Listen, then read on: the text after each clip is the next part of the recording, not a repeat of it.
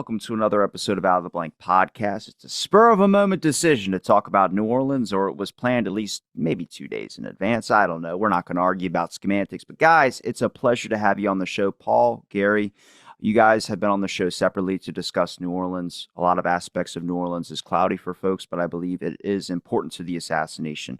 And obviously the HSCA believed it was too. I'm going to have you guys introduce yourselves briefly, and then we'll go into certain aspects of why you think New Orleans is important. But Paul, we're going to start with you introducing yourself, and Gary will move on to you. Okay, well, thank you for having us on your show, Robbie, and congratulations. I feel you're making extremely great progress in your own personal knowledge. I've been following you for a while, and Gary, it's a pleasure to be with you. We've had a few, I think, fun exchanges, and nice to be with someone of your reputation. As for myself, I mean, I live in Quebec City. I am way up north, but during our winters, we have a lot of time to read. So I've taken, a passion to the JFK assassination now for at least 15 years. I guess I'm known in the community for having been in the JFK Revisited documentary produced by Oliver Stone, written by Jim DiEugenio. I've written an awful lot of articles for Jim. And lately, I think less than a year ago, we wrote, I think, a great book called The JFK Assassination Chokeholds. We were a team of 5 on that, including 3 attorneys, Jim DiEugenio, myself. And it's become a go-to book for many to say, hey, you know what? Let's stop focusing on whether there was a conspiracy. This kind of closes a deal on it. Here's where we're at 60 years later. Anybody wants to argue that aspect, I guess we'll never change your mind. But what that allowed me to do, Robbie, is to go back, and I'm working on something pretty big right now with a couple, Jeff Meek and Dave Boylan, on where the community stands in terms of motive, timeline, method, and persons of interest. So we're more into what happened. Never mind arguing whether is a Zapruder film been toyed around with, or the backyard photos. We're not going to discuss daily plaza and proof in this anymore. We know, most of us know, so that's where we're at. And I guess briefly, that's what I can tell you about myself. Paying attention to this now going on 61 plus years, because I accidentally breached security at a Kennedy speech in North Dakota. And, it wasn't like I actually had a neighbor who was 2 years younger than me that immediately started to do research and ended up doing his PhD at Iowa State on the media and the assassination. At any rate, I started to pay a lot more attention in the late 60s as people like Mark Lane and so on were making their rounds of campuses. And so it it seems like the intensity of the interest is accelerating, maybe because I'm that much older, and you say to yourself, well, I've only got so much time, so I'm going to really hit it hard, which is tricky when you get grandkids and so on that need attention. But Robbie has been a big factor in allowing me to get my story out and to keep developing it.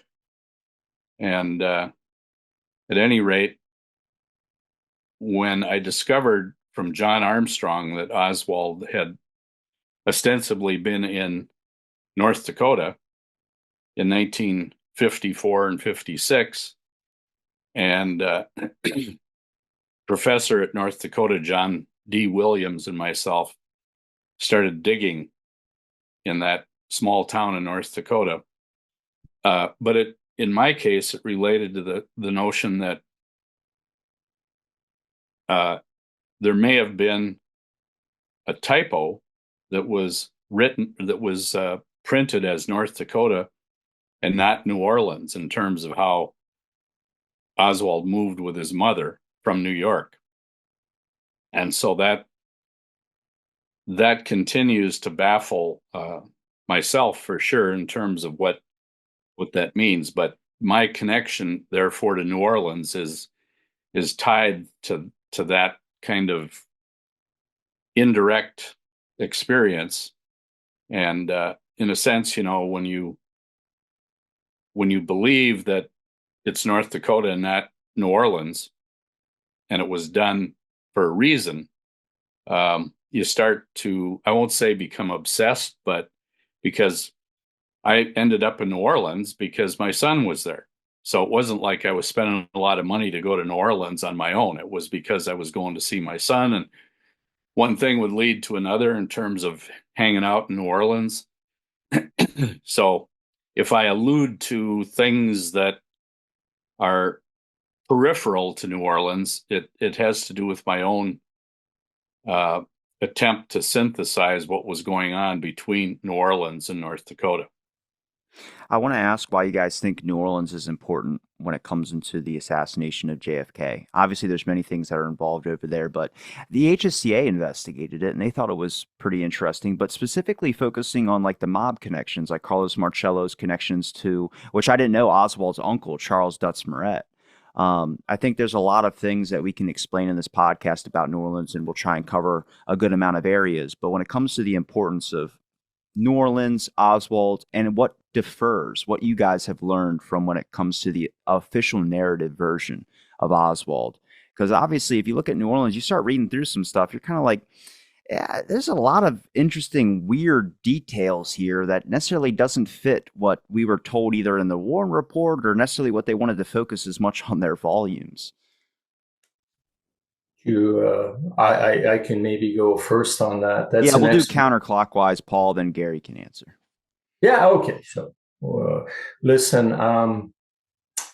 the reason New Orleans is significant is it's an absolutely baffling move by Oswald, right, that takes place in the spring of 1963. He's living in Fort Worth, Dallas, and he separates, from his pregnant wife for a while, and she joins him later, but that allows Ruth Payne, I think, to get her hooks into Marine a bit more, and all that. But the point is two incredible researchers talked about New Orleans, researchers, investigators. First, let me talk to you about Gaetan Fonzi. He called the New Orleans period the Cubanization of Oswald. Okay, so when he went down to New Orleans, this actually started a bit before.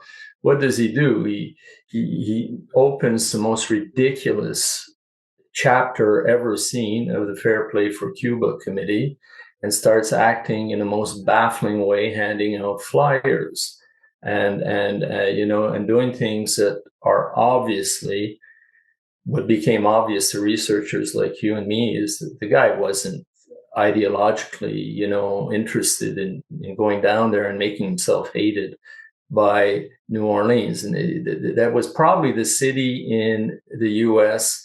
that was the most hostile to such, an institute. Why? Because when you look at the missile crisis that took place just shortly before, right in the sights of Cuba, you had New Orleans. New Orleans also depended on North-South trade.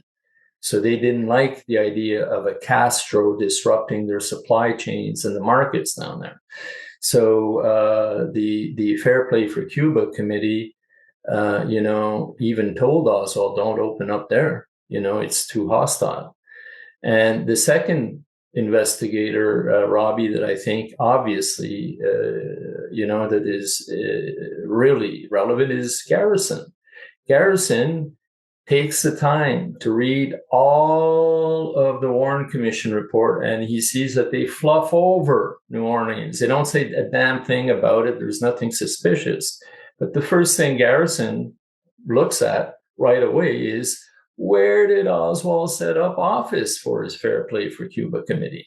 And that happened to be the 544 Camp Street address. And the HSCA, when they looked into that, and as well as Garrison, he says, oh, this isn't just a normal place. Okay, this is a place that is so right-wing, so anti-Castro. How the hell could he choose that particular location? And so if you look at everything that goes on and you start analyzing, well, who did he interact with in New Orleans? David Ferry, Guy Bannister, what's he doing? Why is he right in the center of the intelligence community of New Orleans, and so on and so forth? So just in a nutshell, I think I can come back later because I uncovered stuff about that 544 Camp Street that I think will interest your audience. The place he selected for his office that he put on those flyers is very deep in meaning. And we'll get into some of the names of the people that actually occupied the premises that he was in and some of the links he had. But just as an introduction to why I think it's important is you don't understand the assassination if you don't understand how Oswald was set up as the perfect patsy. And that setting up of him as the perfect patsy, the guy who was communist leanings, the guy who had links with Castro agents, you have to go right to New Orleans. And then what happened between New Orleans and Dallas, Mexico City. So if you understand that, you understand how this guy is the perfect person to put the blame on.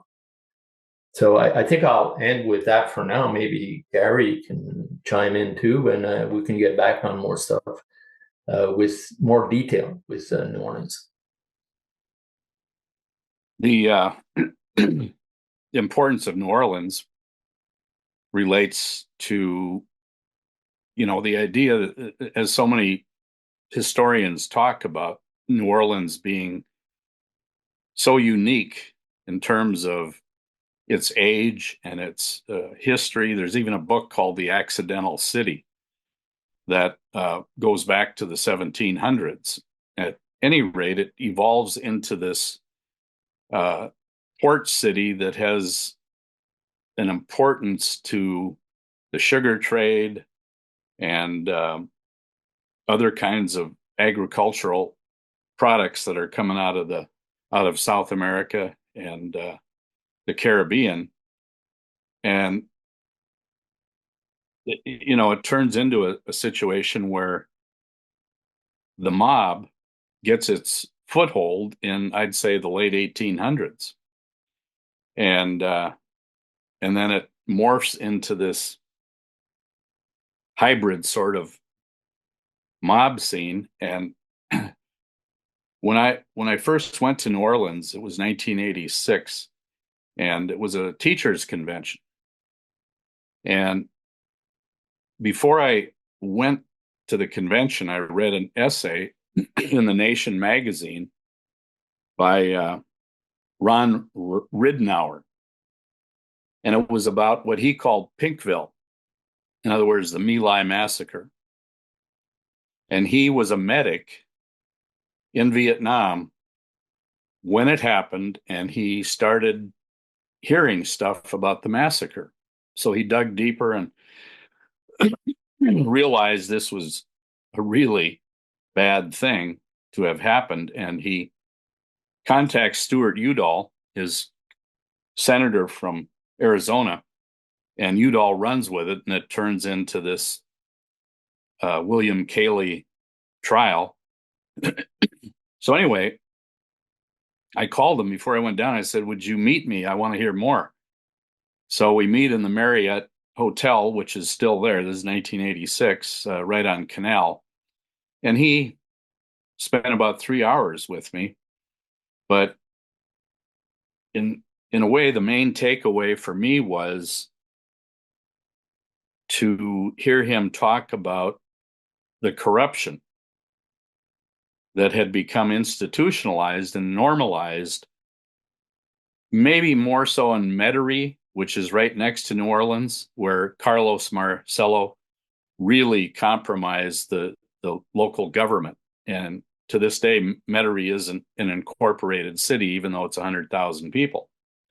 But at any rate, Ridenour said that if you have a scam, you're just an average guy on the street, it is so easy to get in touch with one of Marcello's people. They're everywhere. And if you tell them about this scam and they think they can make it work, if they get their cut, they'll run with it. And so, I suppose, I know a lot of cities have that kind of milieu, but I think New Orleans is that kind of a city in spades. And Marcello, to this day, maybe more his family and their holdings may be less visible, but they're still there. And I say that because I've been going there since 2010 when my son moved there, and I actually got marooned there for 4 months back in 2020. So I've had time to really ruminate over not only Metairie, but New Orleans.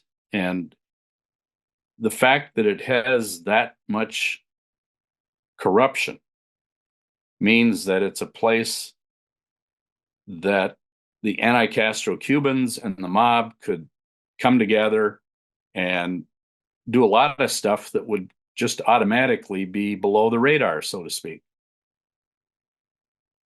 So its importance, I think, is that Marcello, the Dixie Triangle is New Orleans, Dallas, and the Ozarks. And he ran the rackets between and within that triangle. Talk about a Bermuda Triangle. He had his own triangle. So anyway, that's in a nutshell why I think New Orleans is as significant as we've come to find out. There's definitely a mob connection association with Oswald. I think it dates back with his uncle, which is what the HSCA was looking into a little bit when it came to some of the inquiries. But they exposed a lot more than what I thought that were involved in at least Oswald's early life. Paul mentioned it in the very beginning when he started talking, which was about Ruth and Marina.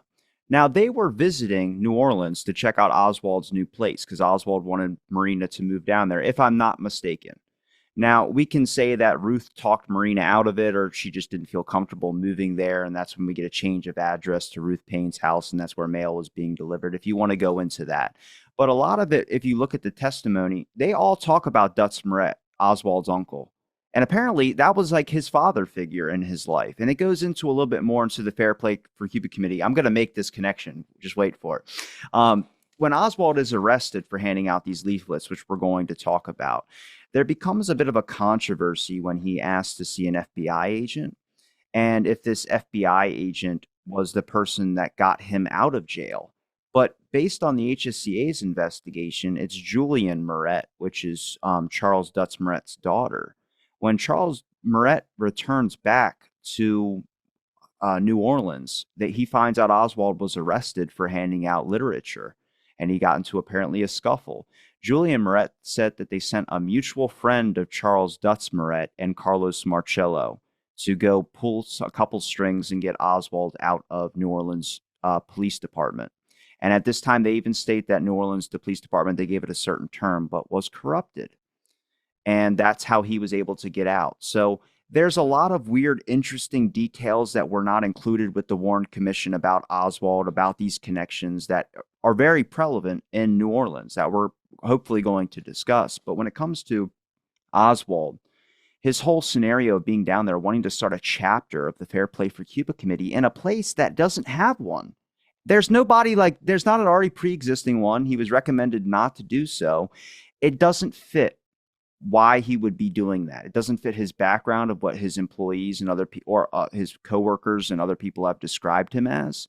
It's completely out of pocket character. And hopefully we'll discuss some of the interviews he did as well too. But do you believe it was because it was well knowledge that there was a mob connection and other activities of anti-Castro? So a higher purpose of being involved in the government, sheep dipping, which we've all, I think, discussed at a certain point. He was doing that for a purpose, whether it was to lure out people, whether it was to do something, but someone had to be doing something connected to Oswald. I don't believe it's a spur of decision of himself to go hand out these pamphlets to be a provocateur on his own.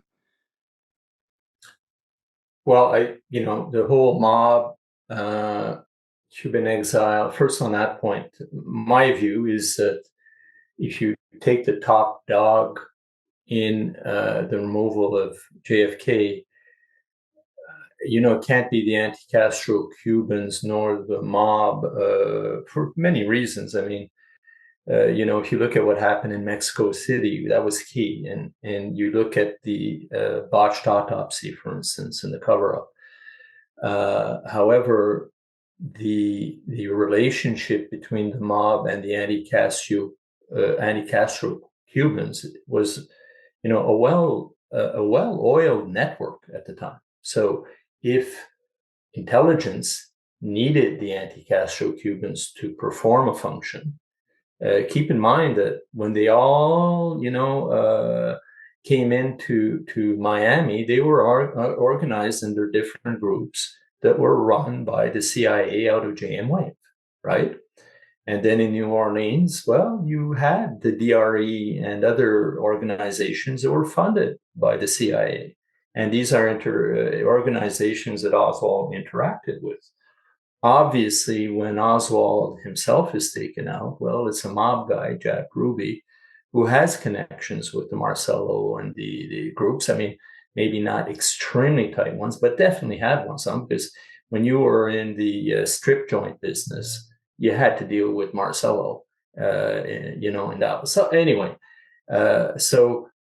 these relationships were extremely important. I think fundamentally, Ruth Paine asked the Quakers, because she was a Quaker, right?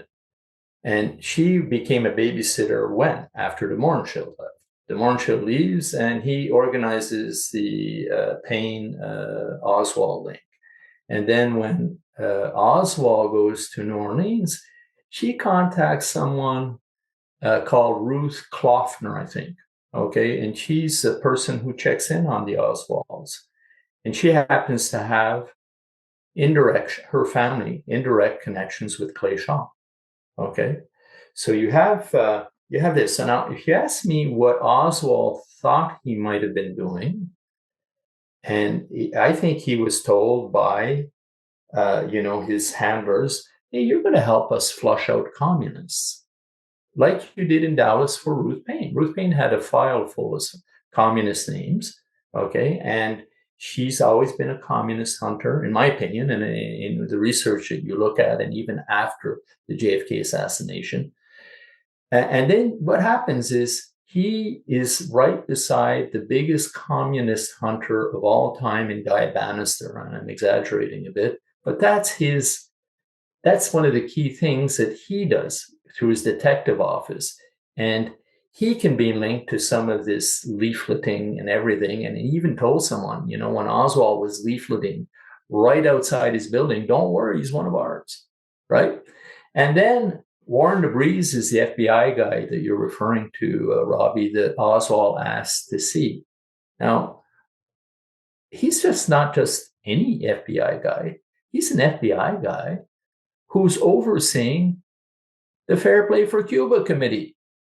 Okay, he's looking in on this. Now, isn't that strange that you're in jail for a little ruckus, and you would call the FBI and spend an hour and a half with him? What do you think he's doing there? He's debriefing him. This whole idea. There's all sorts of evidence that Oswald was an informant. Yes, that's what informants do.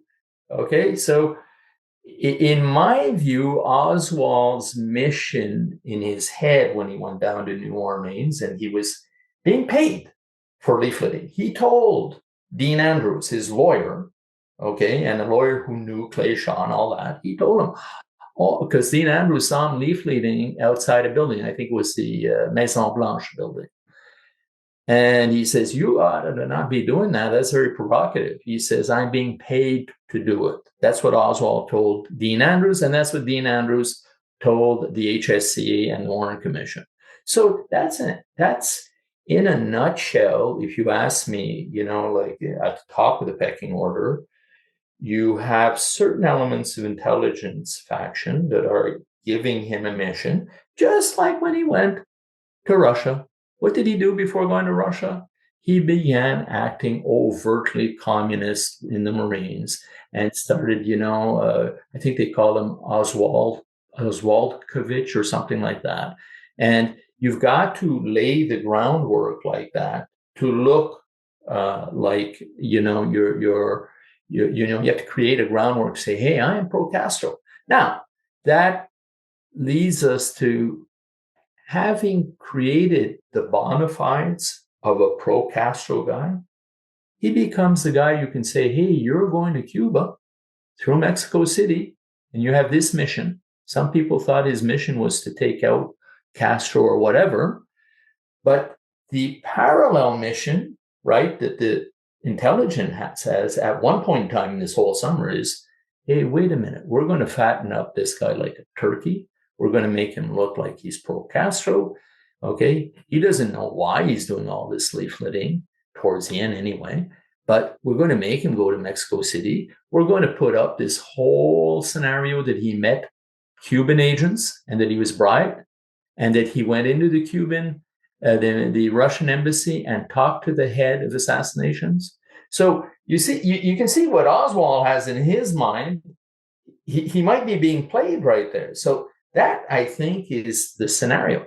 The final thing is, before he meets Carlos Bringuier, and for your audience, Carlos Bringuier was the key representative of the DRE, the Cuban group in New Orleans, right? And Oswald, what landed him in jail was his scuffle with Carlos Bringuier. The arresting officer says it looks like a fake scuffle, right? Bringuier was brought there by Cello or something like that. Some guy with the last name Celo had seen Oswald with this Viva Fidel placard or something like that, and apparently couldn't read English and went to go to Bringuier's store. And then eventually brought Bringuier by, and that's when Bringuier saw it, and there became the scuffle. Which, again, New Orleans is trying to figure out who the hell Oswald is.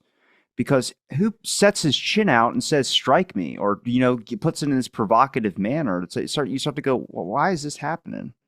Yeah, but you know who introduced Oswald or opened the door for Oswald to meet Bringuier? It's a guy called Rodriguez. Okay, Rodriguez ran a language school, okay, and he's a Cuban exile. And this Rodriguez guy is interesting because Oswald says, hey, I know you've got camps like the Lake Pontchartrain camp where you train Cuban exiles. I'm a Marine. I think I can help. I can help in the training. And Rodriguez says, well, the guy you may want to meet is Carlos Bringuier, and the rest is history. But this Rodriguez guy, who is he? Okay. His father is intelligence connected, and his brother is one of the key guys out of JM Wave who works with an awful lot of the regime change operators, including Morales, El Indio, right? The guy who was involved in the assassination of Che Guevara. So this is by design there. This isn't a when you talk about the Cubanization of Oswald, there's a scam being run around how through Bannister, through David Ferry, through Rodriguez, through and maybe some of these people don't really know what the ultimate end game is, right? But they might say, oh, this guy will help flush out communists. That's why he's being used. Bannister had a role in figuring out, the Cuban exiles in New Orleans. Were they Castro agents or were they bona fide anti-Castro people? Because the U.S. was full of Castro Cuban agent informants or spies that were working. That's why Castro knew all about the assassination plots against him ahead of time. He had enough ears and eyes in the streets in New Orleans and in Miami. So look, I know it's maybe getting complicated. So if I summarize this, is that intelligence is running Oswald. We know that because he wouldn't have asked to meet Carlos, Warren DeBris. There's no way. Okay, he ended up meeting a guy called Quigley, not DeBris. Yeah. He met the John right-hand Quigley. man. Yeah. So think of that. And they were just looking through the stuff that he had on his person, which was apparently, But Robbie, why would the FBI even bother to go? What, we're going to go and meet this guy because of a scuffle in the street? That's like a bar fight. There's a bar fight, the FBI comes in. You're not going to much bring in the Red Army to squash an act, right? Apparently, the excuse by the lieutenant of New Orleans said it was because of the things they found on Oswald's person that might be of suspicion to the FBI. Maybe. But yeah, that's. But I'll tell you, the AARB didn't buy it.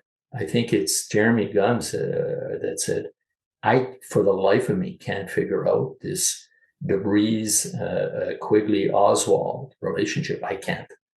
And so that these are important clues, and I'll get into a little later after Gary talks about Oswald's office. Wait till you see who the names associated with that office at 544 Camp Street. If you say Jim Braden, I won't be surprised. Pardon? Said if you said Jim Braden, I won't be surprised. Gary, do you want to add anything onto that? Because I know you've done some extensive work about visiting some of the places that Oswald worked at. The coffee company and other places, and then your interaction, obviously, when it comes to our conversation about Adrien Alba. But there's a lot of, obviously, more than just one scenario like the Fair Play for Cuba Committee and Oswald's arrest that starts to wonder Oswald's background. Is someone moving him, or does he have connections in different places? He's able to get a lot of jobs, different jobs, can't really hold them down, but he's in a lot of various activities that seem very suspicious that have interesting connections. Oswald had he was rooted in New Orleans. I mean, he's born there. He ends up spending part of his childhood in New York City, but really he's in New Orleans a lot of time during his youth. And so I think Paul mentioned that Muret had become his surrogate father because his father died. Robbie mentioned that. Thank you. Yeah. Take my credit. So that's fine. He goes back to New Orleans once the plot is starting to happen, but he knows New Orleans. He goes to various schools. He has relatives that he's seeing more often than he sees anybody in New York, I'd say. And so his experience is really on steroids in terms of how he maneuvers through the jobs that he holds in New Orleans as a teenager, etc. And so it occurs to me as Paul was talking that initially the Cubans, correct me if I'm wrong, but they're looking for an opportunity to put together an overthrow of Castro, which falls apart at the Bay of Pigs, at which point the assassination of Castro is already in their minds, but now it easily morphs into getting at Kennedy for being a traitor. So is it possible that his attitudes, his background became useful to the CIA, to the mafia, to the Cubans once the Bay of Pigs fails? That kind of bumps the whole process to another level. When I was in New Orleans in '86, I didn't get back for 25 years once my son moved there. But in '86, I was able, like I said earlier, to meet with Ron Ridenour, and so I processed that for 25 years, what his description of New Orleans meant in terms of Marcello's ubiquitous activity. It's like he was running the New Orleans metro. And so anyway, I'm standing in front of the Marriott maybe the next day after I was with Ridenour, and I forgot to bring a book, Reasonable Doubt by Henry Hurt, because at home here in Minnesota, I had noticed a specific picture that looked, as I'm standing in front of the Marriott, like the building that Oswald was possibly handing out literature in front of. Well, I realized I'd forgotten the book. Coincidentally, I walked across the street to a chain bookstore, and here they had a pile of Henry Hurt's books in the window for $2 a piece.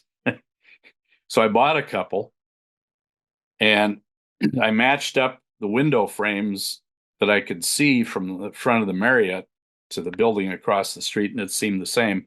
So I found Adrien Alba's Crescent City Garage, which is talked about in Hurt's book. So I go down just a few blocks, and I'm doing this in between trips to the Superdome where the teachers' convention is happening. Sometimes I cheat a little bit and don't get to the teacher convention meetings because I'm on a hot lead with somebody like Alba. At any rate, I go in to the office of the parking ramp. It's about a 2-3 story parking ramp. I mean, it strikes you as a kind of a mom and pop operation. And here's this young guy behind the counter, and it's Alba's son. So I start asking him questions, and he tells me what he knows. And the amazing thing was that at that point, the son says, yeah, my dad kept this office in the same way that it looked in the summer of 63. And now it's 86. Same pot machine, same furnitures, a lot of the same magazines that Oswald would come over from Riley Coffee during his breaks to peruse, looking at, and they were gun magazines. And he said my dad would do this and that with Oswald. So I finally got to Adrien on the phone a few weeks later when I got home. And he held forth about how Oswald would come over, seemed like every day, to get a Coke and sit and look at the gun magazines. And he said that Oswald was very uncommunicative. And except if he did have a reason to start talking, he would go on and on, but he wouldn't interact in the conversation. It was like he was talking to himself. Well, Alba said that one day Lee brought the rifle to work and came over and asked Alba if he could somehow help straighten the scope. And Alba said, there's no way I could get that scope straight. The gun was a piece of junk, for one thing. He says you could get them for $5 a piece at a gun store out on Airline Highway. And he said he tried to stabilize the shooter's abilities by taking 2 belts. And you don't see them in pictures of the gun any place now. So the strap that's on the gun now looks like it's the original factory installed strap, but there wasn't any until Alba takes the 2 belts and rivets them together and then attaches them to the front and back so you can wrap your forearm around the strap in order to stabilize yourself. But he said the fact that the scope was crooked meant Oswald wouldn't be able to hit the broadside of a barn.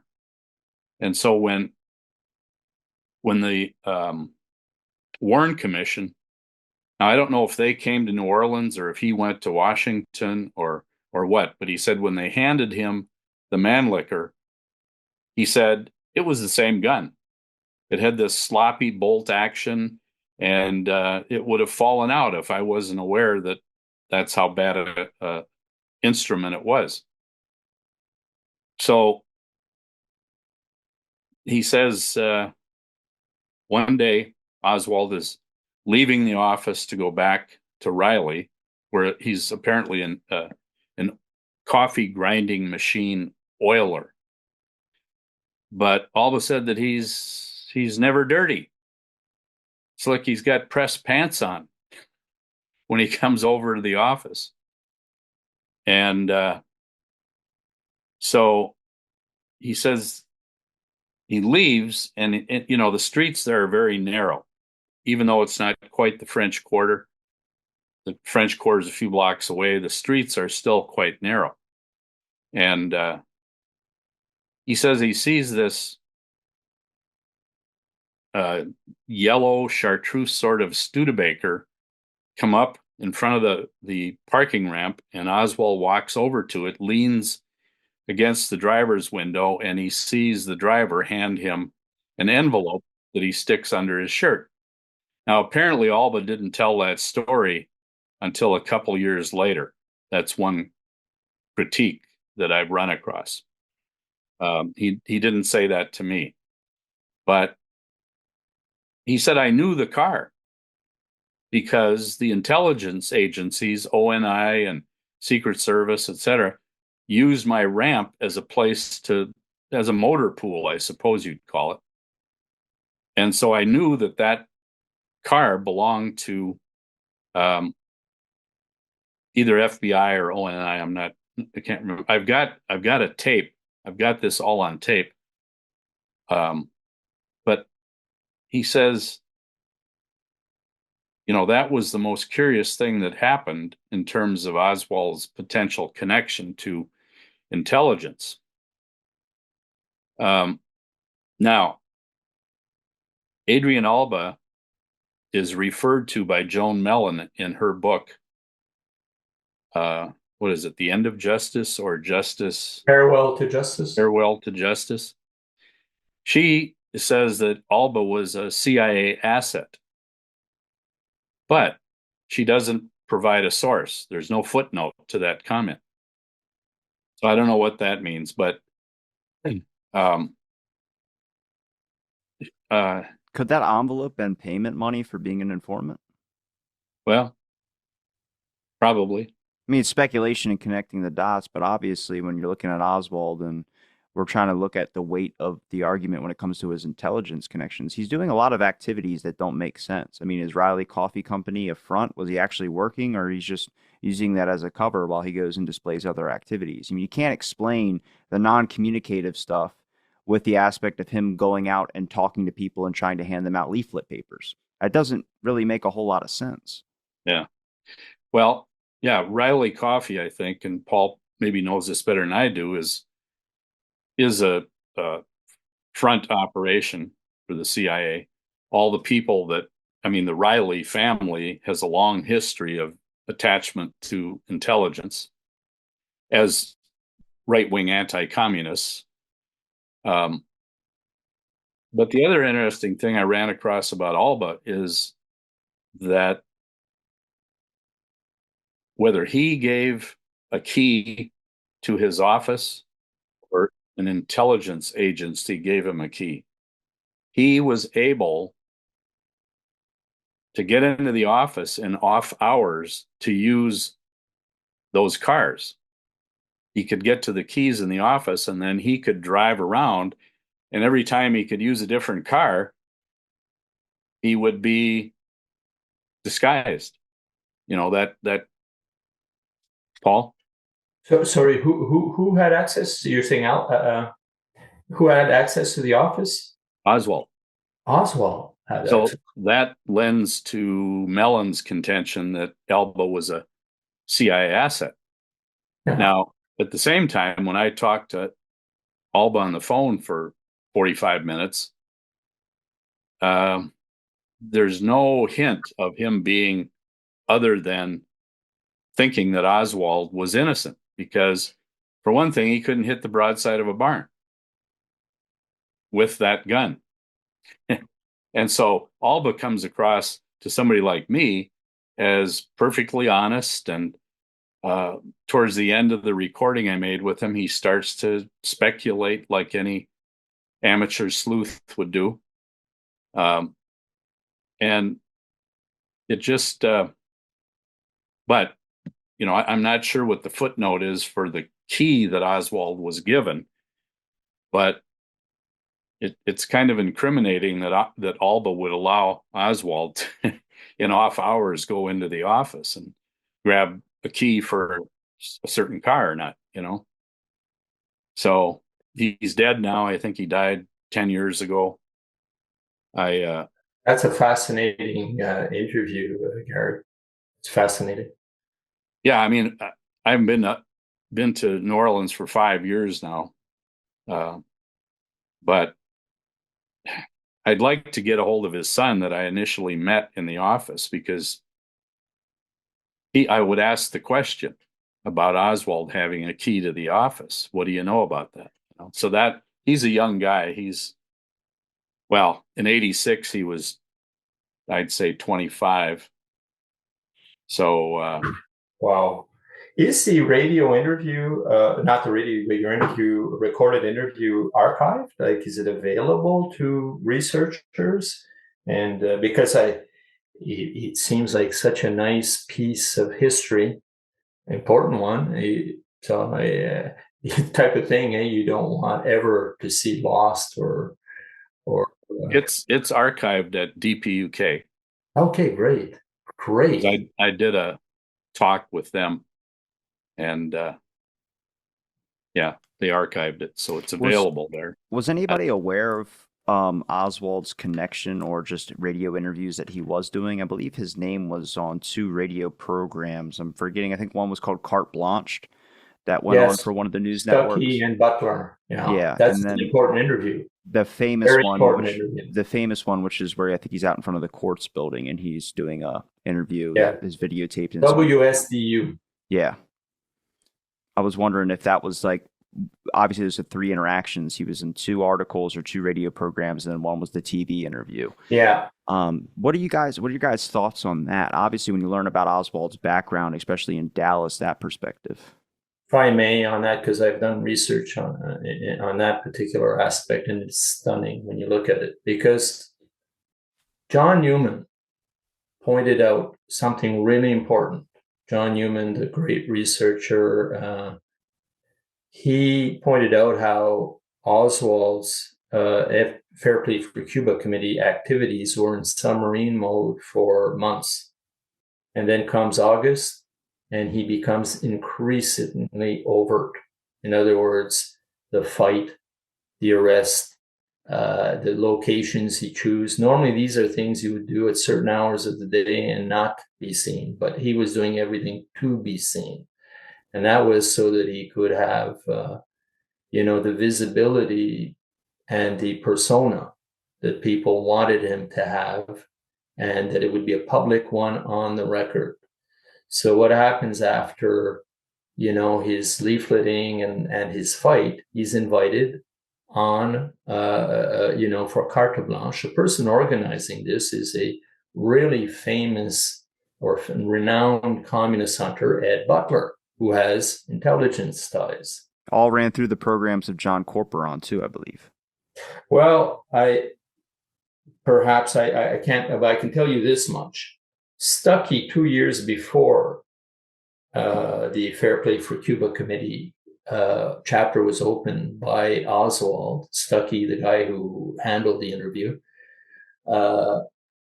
was writing and showing that he was on the prowl to sink the Fair Play for Cuba Committee. So that's on the record. Okay.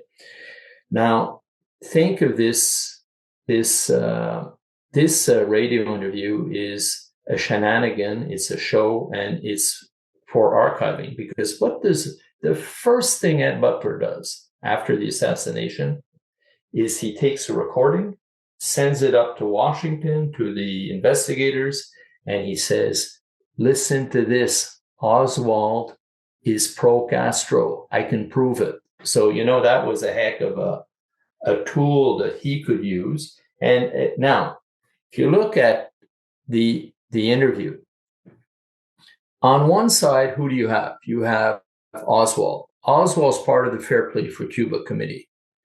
Who is overseeing Project Amsanta? Amsanta was a CIA project that they were working in collaboration with the FBI to overturn and use the Fair Play for Cuba Committee to their advantage. They wanted to destroy the FPCC outside of the US also, not just in the US, right? And the guy's name is David Atlee Phillips, the propaganda guy who sets up scenarios for regime change operations and whose name keeps coming up in JFK assassination. Now, who's on the other side? It's Carlos Bringuier. Carlos Bringuier is heading the DRE. Who started the DRE? David Atlee Phillips, right? And then the third member is Ed Butler.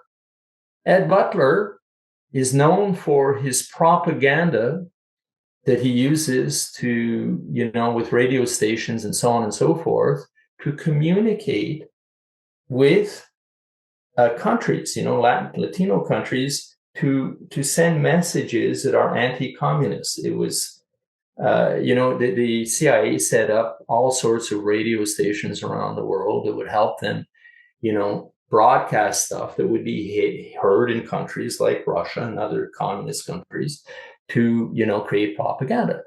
Ed Butler was clearly known to David Atlee Phillips. Okay, so how can you have an interview there, right? Think of this interview that is making now Oswald more and more public. No, you have three of the individuals who have these ties with the propaganda czar, David Atlee Phillips. So you want my view on that is that was all part of the Cubanization of Oswald, okay? And to give him a public face, because up to around then, shortly before, everything he was done was underground. And they said, no. So it's probably around that time that they said, you know what, he's our patsy. We're setting him up. And eventually he'll find his way back in Dallas in the Texas School Book Depository. So that's the importance of that. Now, I'm going to throw in another thing that John Newman pointed out. When you came back from Russia and you're a traitor or / quote unquote a traitor, someone who, threatened to give away U-2 flight secrets to the Russians, okay? When you're a guy who visits the Russian embassy on a trip to, Cuba, when you're arrested for distributing flyers, Fair Play for Cuba Committee flyers.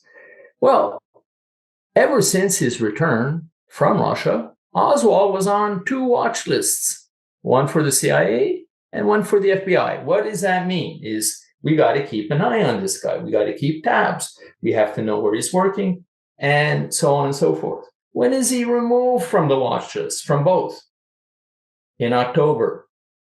Now, how can you remove a guy with all that pedigree from 2 watch lists? Now, what was the meaning of removing him from the watch list?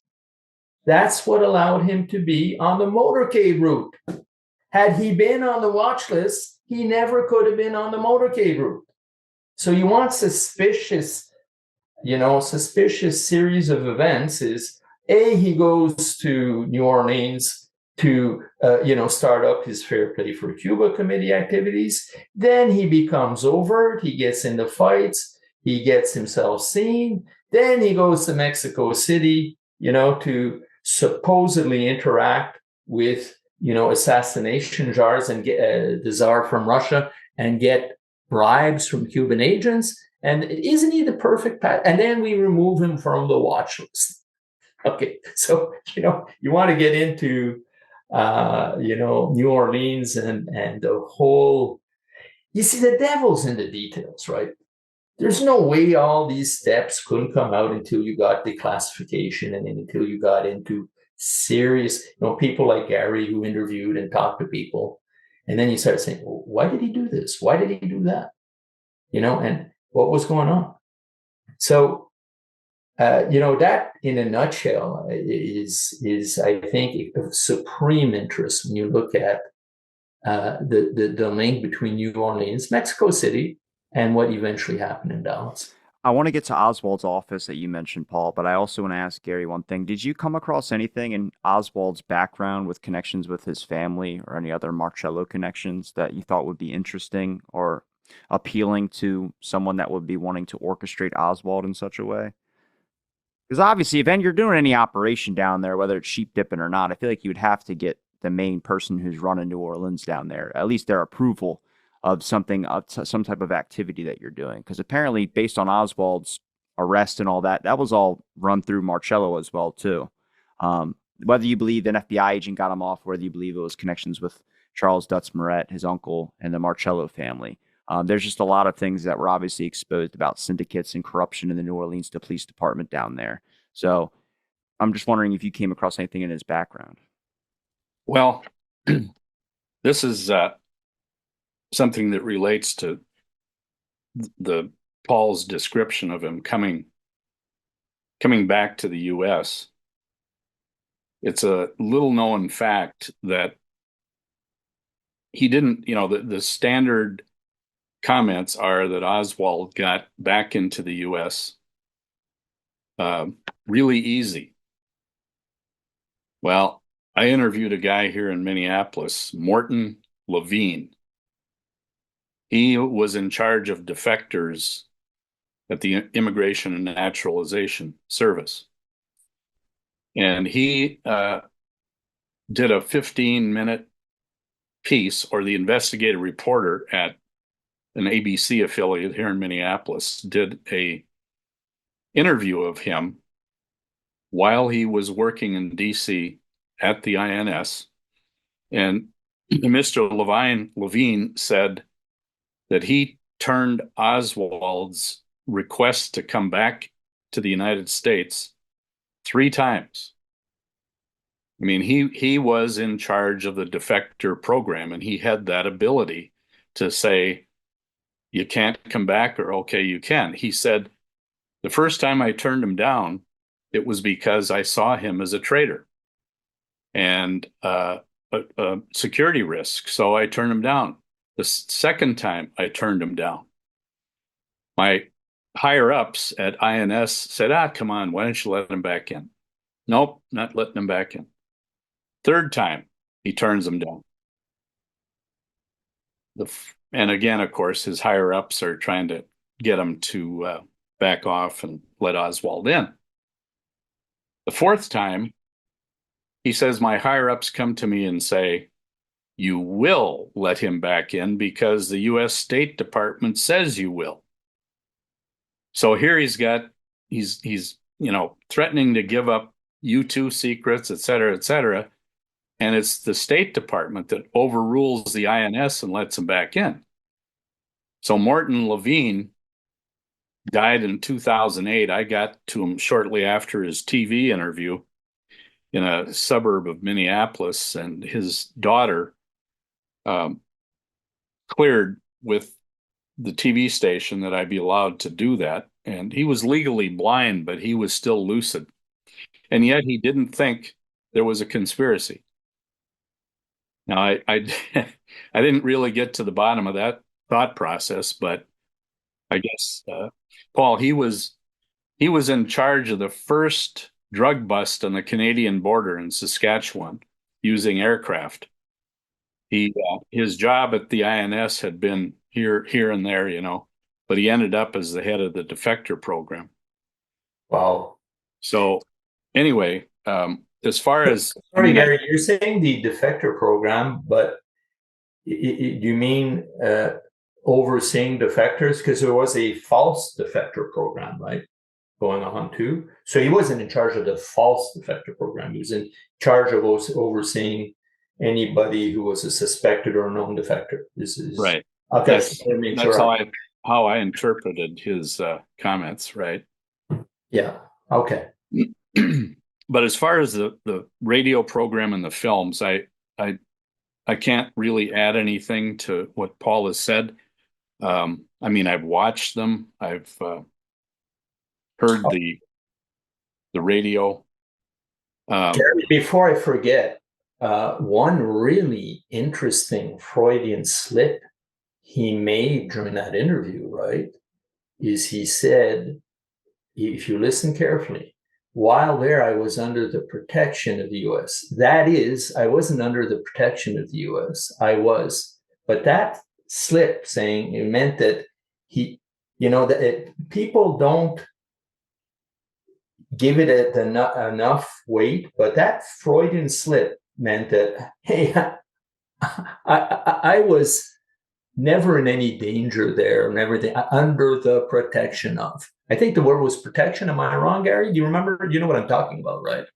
That's new to me.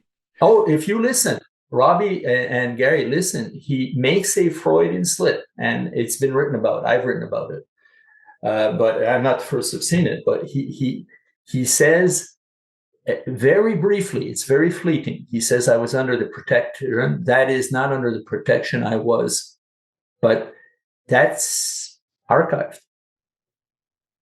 It's a very important little nuance. I'll have to look for that. Yeah. Where is it archived? Well, no, if you re-listen to the interview, you'll hear it. Oh, okay. Sure. You'll hear it. Yeah. Look, after I'll try and find you, isolate that in a moment. And it's extremely revealing, but, it's a fluffed over, say, well, he was just slipped up, that's all. But it's very revealing. But what I can add to the talk about the film on Canal Street is I got a call. Well, Robbie, you suggested to the people that run the Lone Gunman that they talk to me, and they wanted me to try and get Gary Schoner to find a film that he acquired back in 1967 or 8 from somebody here in Minneapolis. And the people at the Lone Gunman podcast thought that because Schoner had been beaten up and lost sight, pretty much all of his sight in one eye, that was the reason he couldn't find this film that he was given back in 68 of Oswald handing out literature. And well, I told him it's not that he can't find it, it's and his son can't help him because his son is disabled. So they asked me to see what I could scare up, and I've talked to Schoner, and I mean, he has no idea where the film went, but how he acquired the film is he was giving a talk along with the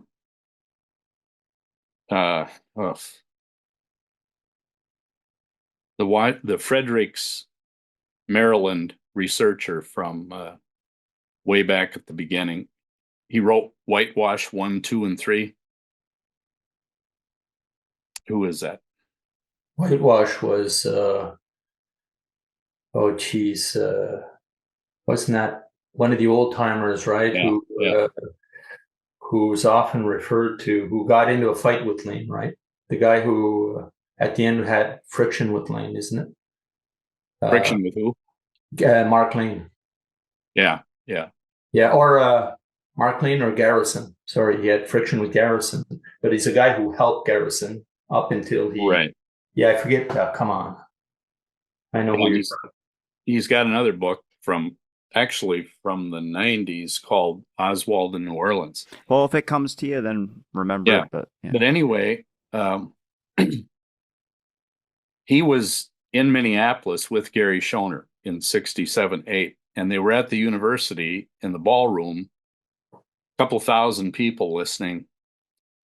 And the story was that the next night, or shortly after the symposium at the university, he went on a community radio program to talk about the assassination. And they ended up being on the radio for 12 hours because people just kept calling in. And of course, community radio doesn't have any boundaries in terms of how much time you get necessarily. That's still a while. Well, wow. Yeah. Wow. Yeah. So Schoner gets a call during the show from a young guy in St. Paul, right next to Minneapolis. And the guy says, I've got a film that I made when I was 17 years old. And it's a film of inside Walker's house showing where the bullet hit the ceiling or the woodwork, whatever, and Oswald passing out literature, play for Cuba literature. And Schoner went over to his house. Schoner can't remember where in St. Paul, but 1968, he gets the film. And the question is, why would this kid at 17 go to Dallas, get into Walker's house? Now, the kid was a card-carrying member of the Minutemen at 17. So on the same piece of film, the next scene is Canal Street in New Orleans. And he tells Schoner, you will never tell anybody where you got this film. And then he hands it off to the 6th floor museum at some point and says the same thing to them. So the guys at the Lone Gunman, they discovered 30 different John Martins. Yeah. There's a lot of them. Yeah. And the one that they fingered as the guy that made the film was a John Thomas Martin. And they traced him to a lake that I'm about 5 miles from, huge lake with multi-million-dollar mansions on it.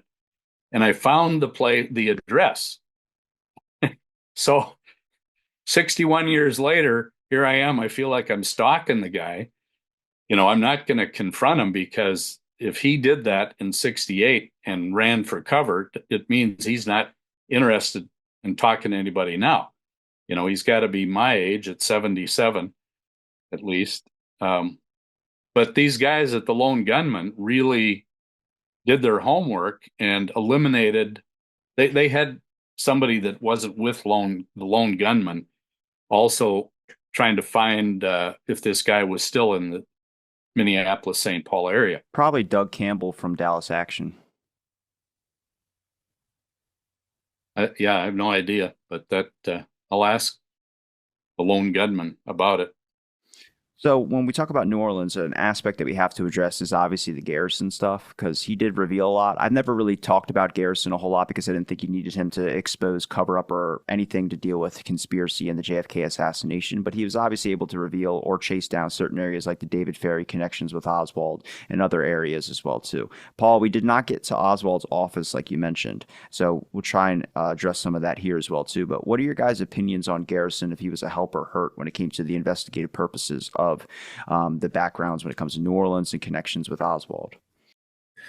Yeah, so I think Garrison is absolutely amazing on what he was able to do given what he was up against. I personally, a few years ago, read the Garrison files, all 9,000 pages that I could. And look, the number of gems in there, what he was on the right track, but he was overmatched, right? Because the CIA formed something called the Garrison Group to counter him. And that involved media, it involved legal challenges, it involved obstruction of justice.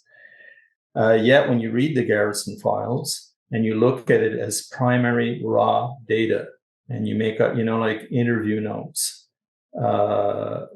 documents that he was able to get his hands on, the guy was really on the right track. Now, a couple of things stood out for me. Let's go back to 544 Camp Street.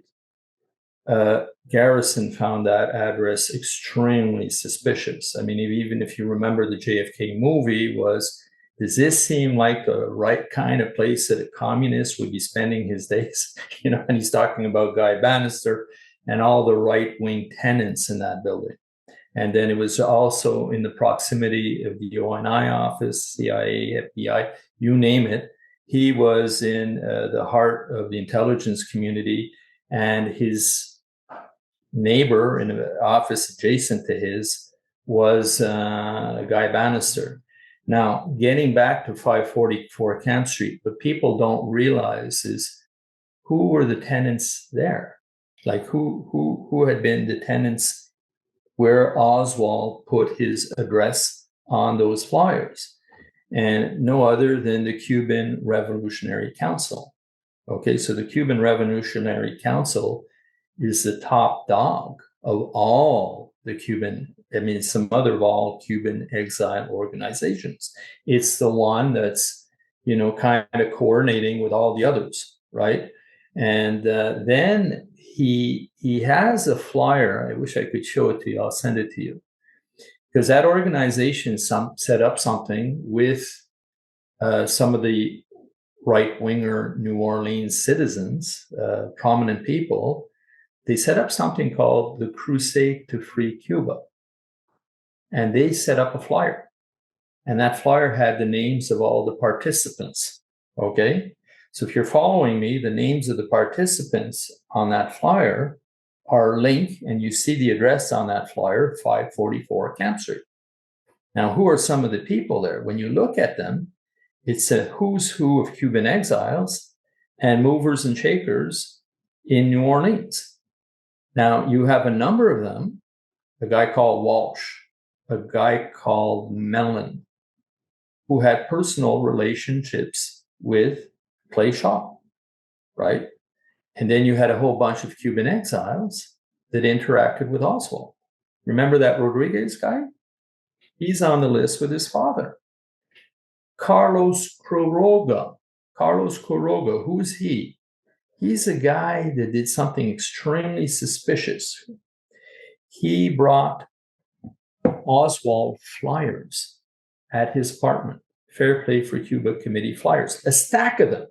He was seen by the landlady, and he admitted to doing that, okay? And this guy knew people like Sergio Arcacha Smith, who had headed the CRC in New Orleans. He knew a lot of the people. Okay, he's on that list. Okay, a guy called Ronnie Kerr with he had an advertising agency who knew Clay Shaw.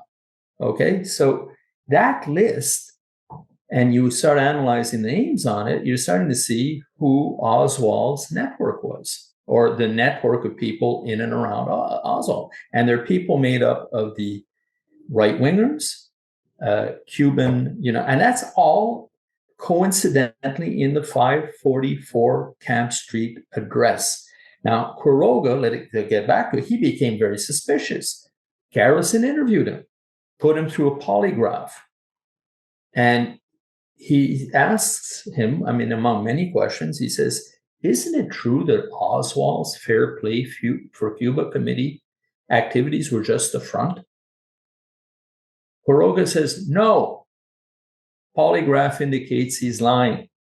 It goes off, So the other thing is that people said, hey, I saw Quiroga with Oswald, okay, interacting with people like David Ferry and people like Sergio Arcacha Smith. Now, let's go a little bit further.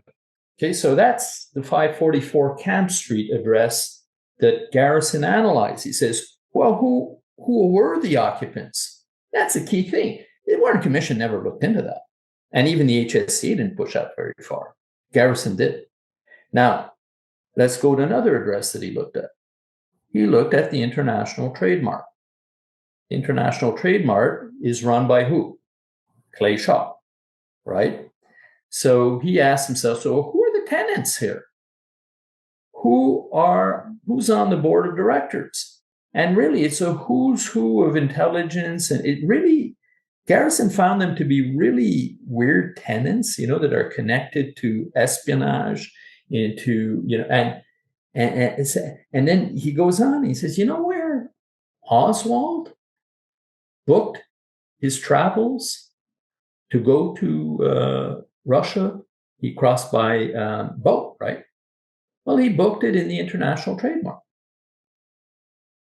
Who was Richard Case Nigel's lawyer? It's a guy called Martin, who worked out of the International Trade Mart. So when you look at the worlds that Garrison discovered is Clay Shaw is in a world of espionage. Okay, he's also on Permindex, right? Permindex is this organization that he was on the board that's based in Europe. It's an organization that is connected to something called, I think it's a CRM, or anyway, it was a trade center organization in Rome that had gotten booted out of countries because of its espionage activities. Now, just to throw something else into the mix, one of the people who said that he financed OAS activities in Europe, who he said he brought money to, was a guy called Gatlin. Gatlin is a lawyer from New Orleans who knows all this whole network of people, there, Bannister, you name it. And he brings money to finance regime change operations in Europe. Now, why is that interesting? One of the members of Permindex is a company, I think it's a Swiss company called Schlumberger or something like that. Okay. When David Ferry, Sergio Arcacha Smith, another guy called Martins, get caught for stealing weapons from a weapon depot, okay, for gun running to Cuba, it's a Schlumberger operation that they steal from. It sounds more like they had an open gate, go and steal there, and you can get some weapons there, and it's all gun running and money running to support regime change operations. I know this is complicated, but I think what you want to get out of this is that the network that Garrison was uncovering was an intertwined one. It was Oswald with Cuban exiles with, movers and shakers, right-wingers from the New Orleans Committee, many of which are connected to Shaw. Shaw is connected to intelligence. And then you have Oswald connected to Debris. So you're starting to see what is Oswald's real universe. It's not the Fair Play for Cuba Committee and that gang of people. He didn't have one member. Not one member joined his Fair Play for Cuba Committee. So what was his real community? And that, I think, is the significance of the Garrison, investigation. And I'll end on this. Something that just jumped out of the book when I kept the files. The number of people who saw Oswald with Cuban escorts. At least 25 sightings of Oswald with young, powerful Cuban escorts who acted pro-Castro. One of them, eventually in Dallas, was seen at the sports center, at the sports dome. What was a sports dome? It was a shooting range where Oswald went and acted bizarrely, and he even shot at someone else's target, to get noticed. Well, the Cubans who accompanied him, one of them was pounding on the sideboards, bothering other shooters, and he was wearing Cuban fatigues with the big Castro beard and the hat.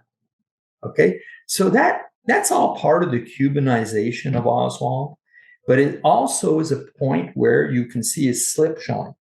His slip, that 544 Camp Street address on the flyer, is so full of significance, because when you start saying, where is that place? Who went there? Who interacted there? All you see is a nest of intrigue. I don't know if is that clear what when you get the gist of what because I'm trying to think for your audience, the devil's in the details. I have an article on that at Kennedys and King People. It would explain why NBC and all these other organizations were told to target Jim Garrison's investigation, because if he was on to uncovering something that might deal with that would be a big problem. I mean, Garrison is obviously a polarized name in the whole JFK case. A lot of people I think there's claims of him drugging people, then there's claims of his witnesses being intimidated by other forces. I mean, there's a whole mixed bag of what the hell's going on with what's going on. So, I mean, what are your thoughts, Gary?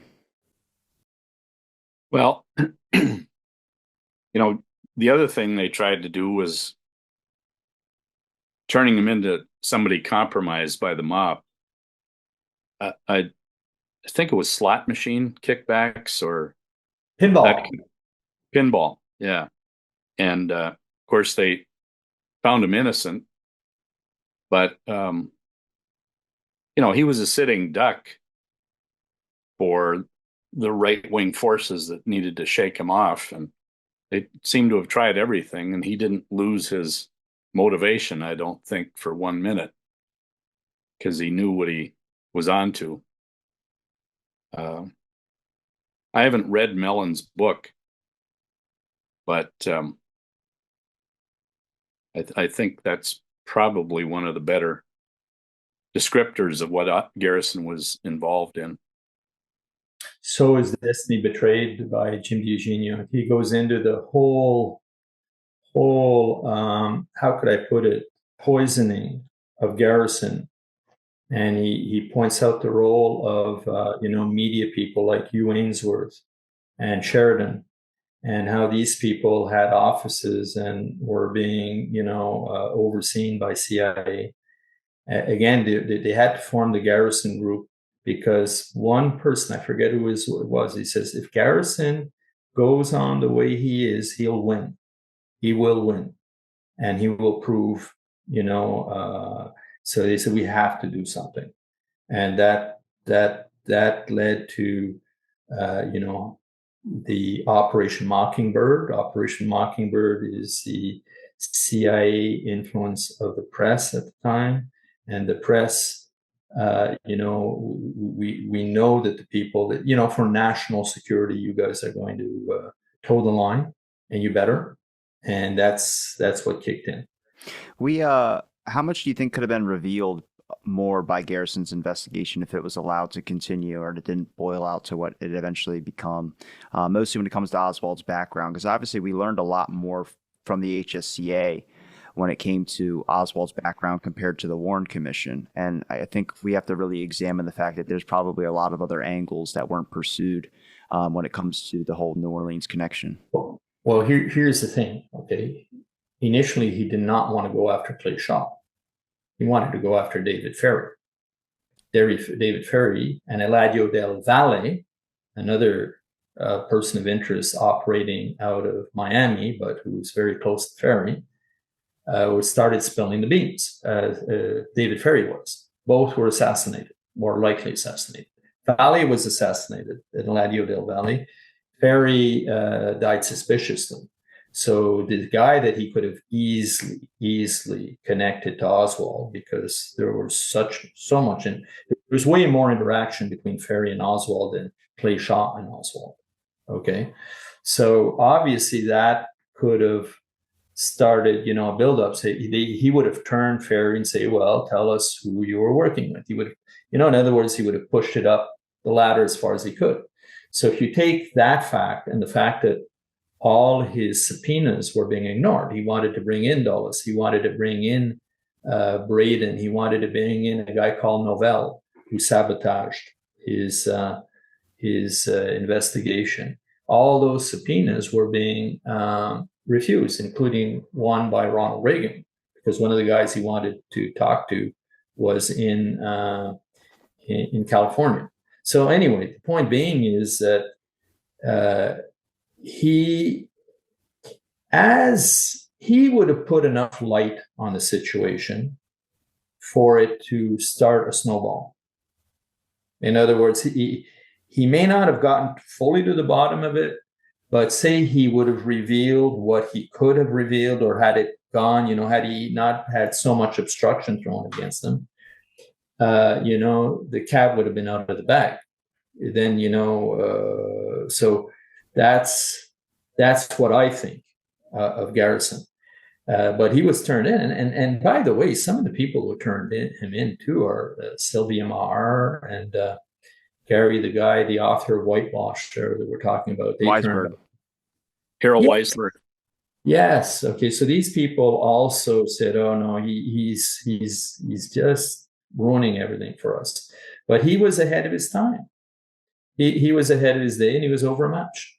Just like Gaetan Fonzi Don Fonzie actually got to where Lane was headed, not Lane, Garrison was headed, because he followed the Miami leads more. He was more into Miami, and he got into the heart of JM Wave and that gang. Garrison was uncovering the whole New Orleans angle, and we have him to thank for what Mellon wrote. Like, if you look at Mellon, William Davey, and Jim DiEugenio, they're kind of disciples of Garrison in a way. I'm not saying they agree with everything he did, but his book on the Trail of the Assassins is phenomenal. It's phenomenal. His Playboy interview, people should read that. It's Penthouse or Playboy. I think it's Playboy.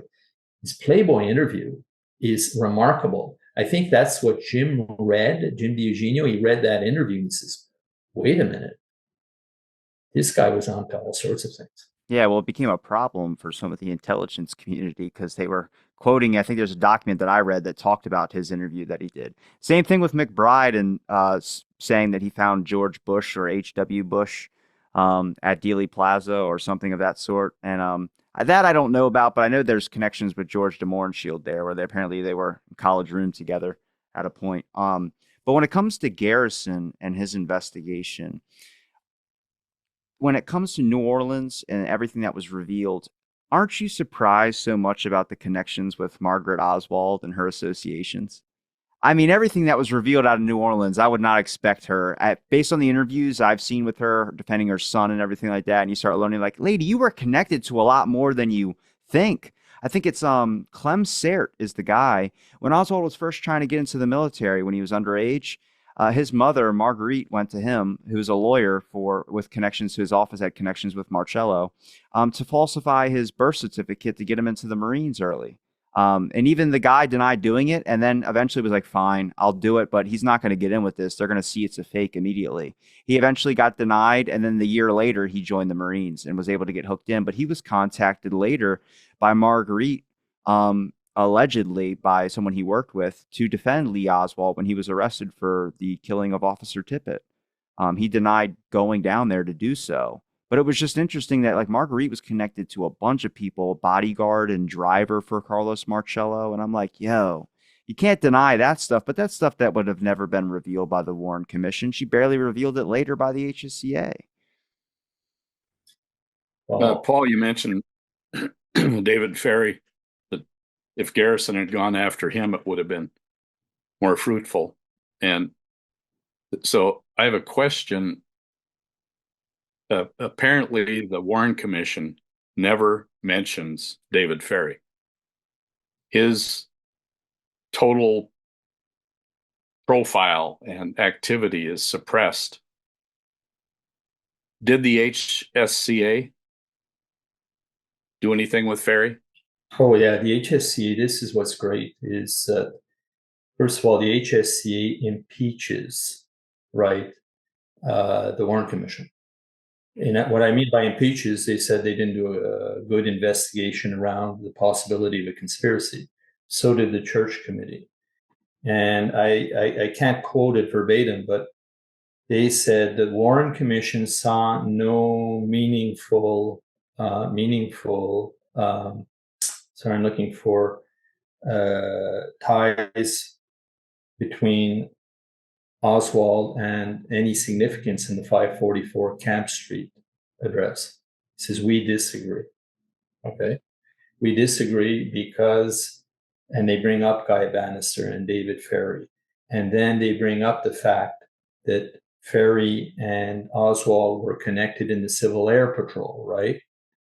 This is something the naysayers tried to deny until that famous picture came out on PBS and others showing that David Ferry, they're at a cookout, and you can see David Ferry with Oswald at that cookout, right? So, they didn't go into whether they thought he was guilty or this or that, but they said this network is highly, suspicious and significant. And they went on to say that they were inclined to believe that the people in Lincoln, right? So remember, this story is towards the end of that summer, there was a voter drive in Lincoln. What's the name of the other side town where Oswald, Ferry, and Shaw drove up, and they were trying to get Oswald a job in a hospital, right, up north of New Orleans. But because there was a voter drive going on, because Oswald was told, he says, to get a job in a hospital around here, it would be good if you were, registered as a voter from here. so he went into a voter drive lineup that was essentially for encouraging the African American, the black people of that area, to sign up. So he stood out like a sore thumb, just like Clay Shaw's Cadillac. Okay. So a hell of a lot of witnesses, a hell of a lot of them, said we saw Shaw with Ferry and Oswald during that voter drive, and we saw the Cadillac, or I think it's a Cadillac, unless it's a Lincoln Continental. But anyway, so the HSCA said that they were inclined to believe that. In other words, they believed that testimony around there.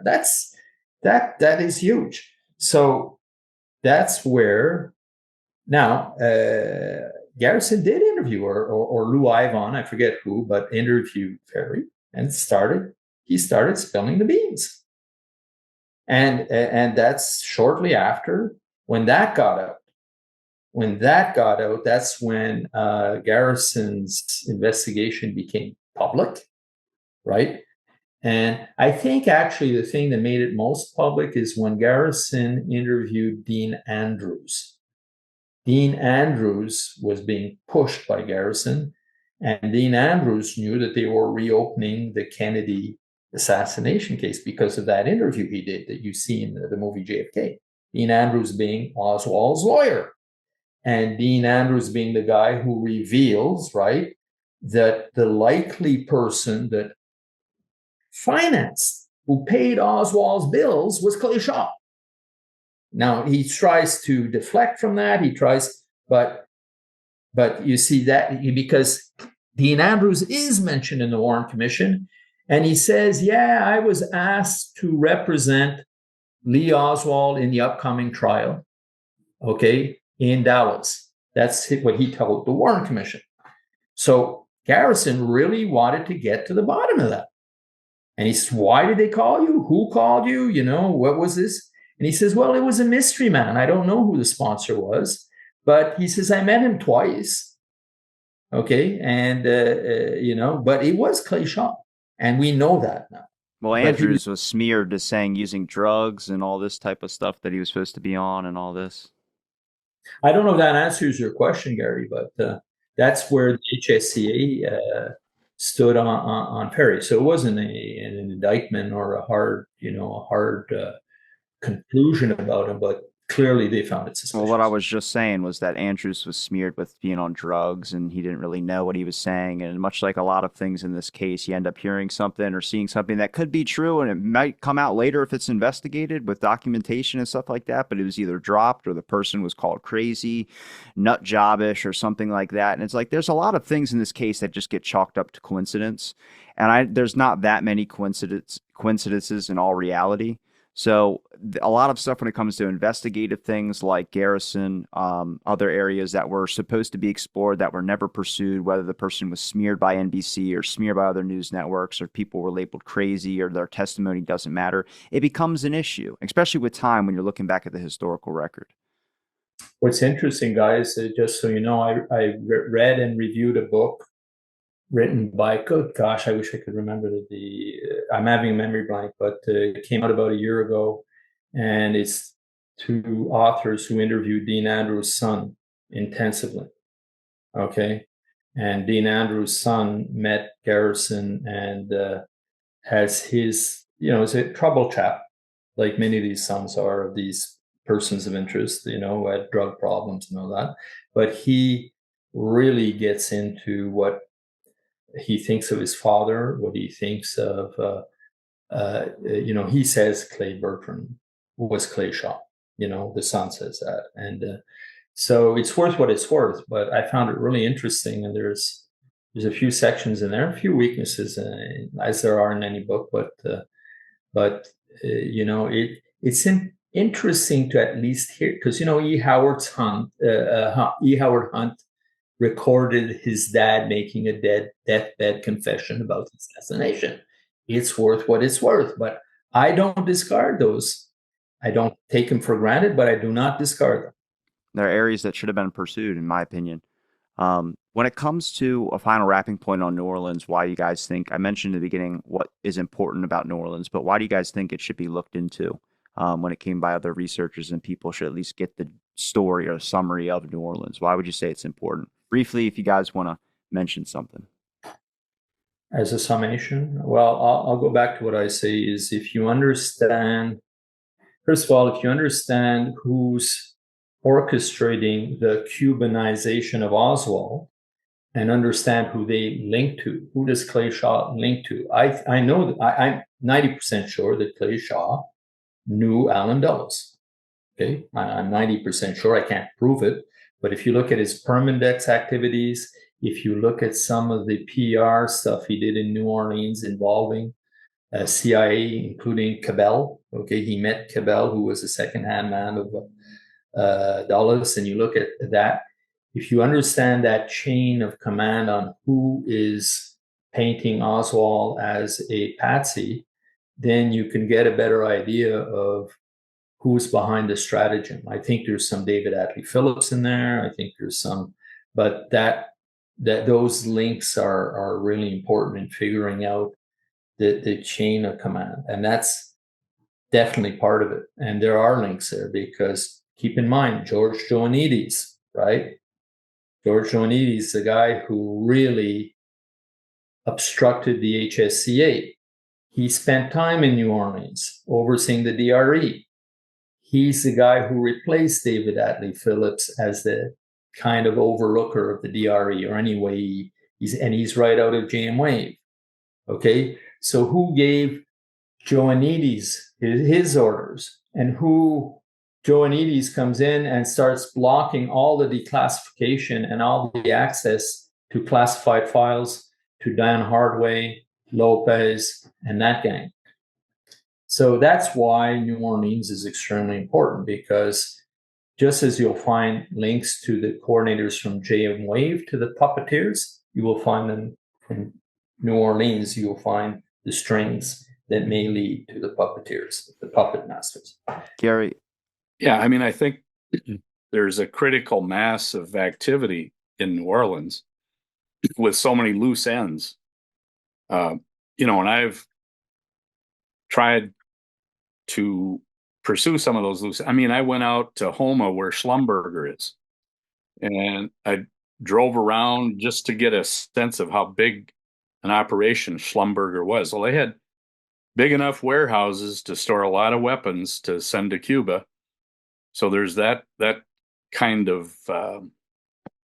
loose end that still exists there. And Alba's son, who probably is now in his 60s, I'd almost make a trip to New Orleans just to connect with him again and see what he thinks about his father now.